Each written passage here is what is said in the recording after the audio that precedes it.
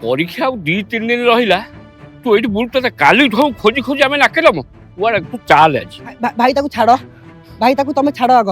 ତୁ ଗୋଟେ ପିଲାଟେ ପାଠ ପଢିବି ବୋଲି ଆମେ ଦିନ ରାତି ପରିଶ୍ରମ କରିକି ମୁଁ ଯେତେ ଟ୍ୟୁସନ ମାଷ୍ଟର ସବୁ ଖଞ୍ଜିଛି।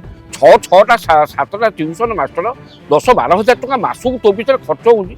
ତୁ ପାଠ ପଢିବାକୁ ଆସିକି ଏଠି ମୁଁ ଦେଖିଲି ଟ୍ରେନ୍ ଲାଇନ୍ କଥା ବୁଲୁଥିଲା, ସେଇ ସହିତ ବାପାଙ୍କୁ ଖବର ଦେଲି। ଆକୁ ଖାଲି କୁଆଡେ ଉଠି ପଳେଇଥାନ୍ତି ଟ୍ରେନ୍ ଆଜି। ତୁ ଖାଲି ଘରକୁ ଚାଲେ, ଆକୁ ଖାଲି ନେଇକି ଆକୁ ମାଡ଼ ଆକୁ ଅଭାବ। ମାନେ ଭାଇଟା ଟିକେ ରାଗ ଶାନ୍ତ କରନ୍ତୁ। ପୁଅ ଆପଣଙ୍କର, ଆପଣଙ୍କ ଘରକୁ ଯିବ।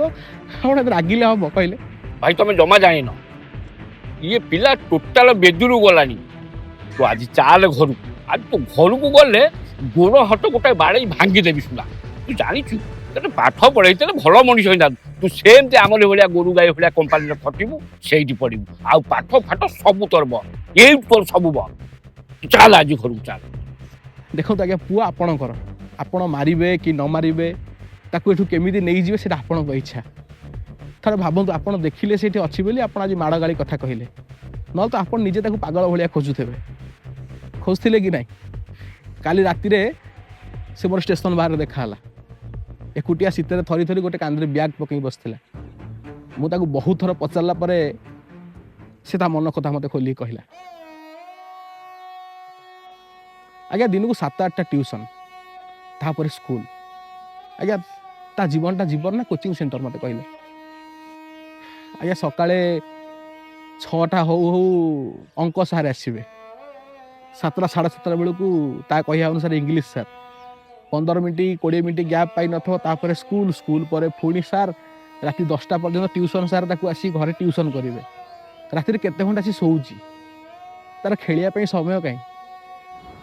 ଆଜ୍ଞା, ଆଜିକା ଦିନରେ ତ ଏମିତି ହେଲାଣି, ପିଲାମାନେ ନିଦ ମଳମଳ ଆଖିରେ ଉଠିବା ପୂର୍ବରୁ ପ୍ଲେ ସ୍କୁଲ ମାଷ୍ଟରକୁ ପ୍ରଥମେ ଦେଖୁଛନ୍ତି, ବାପାକୁ ଦେଖିବା ଆଗରୁ, ବୋଉକୁ ଦେଖିବା ଆଗରୁ ଦେଖୁଛନ୍ତି ସ୍କୁଲ ଆଇବାକୁ।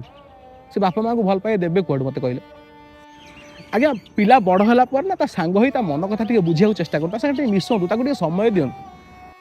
ଆପଣ ଭାବୁଥିବେ ବୋଧେ ମୁଁ ତା ଆଗରେ ଏସବୁ କଥା କହିକି ଭୁଲ କରୁଛି। ମୁଁ ଏସବୁ କଥା କହିନଥାନ୍ତି, ମୁଁ ବାହାର ଲୋକଟେ। ଅନ୍ତତଃ ପକ୍ଷେ ଯେତେବେଳେ ସେ ଘର ଛାଡ଼ିକି ଆସିବାକୁ ନିଷ୍ପତ୍ତି ନେଲାଣି, ଆପଣମାନେ ତା ମନ କଥା ଟିକେ ବୁଝିବାକୁ ଚେଷ୍ଟା କରନ୍ତୁ। ଆଜ୍ଞା, ସେ ଘରୁ ଆସିଲା ବେଳେ ଯେଉଁ ସ୍କୁଲ ବ୍ୟାଗ୍ଟା ଆଣିକି ଆସିଥିଲା ନା, ତା ଦେହରେ କିଛି ନାହିଁ। 2 ହଳ ଡ୍ରେସ୍ ପ୍ୟାଣ୍ଟ ଆଉ ଆପଣଙ୍କର ତା ମାଆର ଗୋଟେ ଫଟୋ।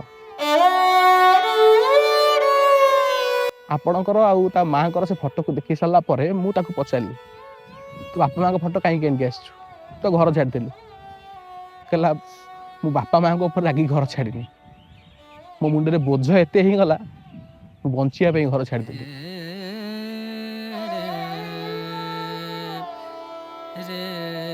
ଆଜ୍ଞା, ଦୁନିଆରେ ବହୁତ ବଡ଼ ବଡ଼ ଲୋକ ଅଛନ୍ତି, ଯେଉଁମାନେ ଖାଲି ପାଠ ପାଇଁ ବଡ଼ ହେଇନାହାନ୍ତି। ଭଗବାନ ସମସ୍ତଙ୍କୁ କିଛି ନା କିଛି ଦେଇଛନ୍ତି, ସେଇଟା ଚିହ୍ନିବା ବାପା ମାଆଙ୍କର ପ୍ରଥମ ଦାୟିତ୍ୱ। ଯେତିକି ପଢ଼ୁଛି ପଢ଼ୁ, ପୁଅଟା ଆପଣଙ୍କ ପାଖରେ ଥାଉ। ଭାବୁନାହାନ୍ତି, ସେ 2 ଦିନ ଆପଣଙ୍କଠୁ ଦୂରେଇ ଗଲେ ଆପଣଙ୍କୁ ଏତିକି କଷ୍ଟ ହେଲା, ସାରା ଜୀବନ ଦୂରେଇ ଗଲେ କେତେ କଷ୍ଟ ହେବ? ଜୀବନରେ ତାର ପରୀକ୍ଷା ଅନେକ ଆସିବ ଯିବ, କିନ୍ତୁ ଆପଣଙ୍କ ଜୀବନରେ ଆଉ ପୁଅ ଆସିବନି। ପୁଅ ଏଇ ଗୋଟେ, ତାକୁ ବାସ୍ ଭିତରୁ ପ୍ରସ୍ତୁତ କରାନ୍ତୁ। ବାସ୍ ତା ଜୀବନ ଲଢ଼େଇରେ ସେ ବଡ଼ ମଣିଷ ହଉ କି ନ ହଉ, ଭଲ ମଣିଷଟେ ହେଇକି ଥାଉ। ଅନ୍ତତଃ ପକ୍ଷେ ବୁଢ଼ା ବୟସ ପର୍ଯ୍ୟନ୍ତ ଆପଣମାନଙ୍କ ପାଖରେ ଥିବ। ଆଉ ତମେ ବି ଶୁଣ, ଆଉ କେବେ ବାପା ମାଆଙ୍କୁ ଛାଡ଼ିକି ଆସିବନି। ଘର ଛାଡ଼ିବା ନିଷ୍ପତ୍ତି କ'ଣ ଠିକ୍? ଆରେ ଘର ହେଉଛି ମଣିଷର ମନ୍ଦିର, ବାପା ମାଆ ହେଉଛନ୍ତି ଦେବତା। ଜୀବନ ସବୁବେଳେ ବାପା ମାଆଙ୍କ ପାଖରେ ରହିବ। ସାଙ୍ଗମାନେ ଆଜି ଅଛନ୍ତି କାଲି ପଳେଇବେ, କିନ୍ତୁ ବାପା ମାଆ ଜୀବନ ସାରା ପାଖରେ ଥିବେ। ବୁଝିପାରିଲ? ଯାଅ, ବାପାଙ୍କ ଉପରେ ରାଗନି, ବ୍ୟାଗ୍ ପକାଅ, ଘରେ ଯିବ, ଖୁସିରେ ରହିବ, ହେଲା? ଯାଅ। ବାଟ ସରିଛି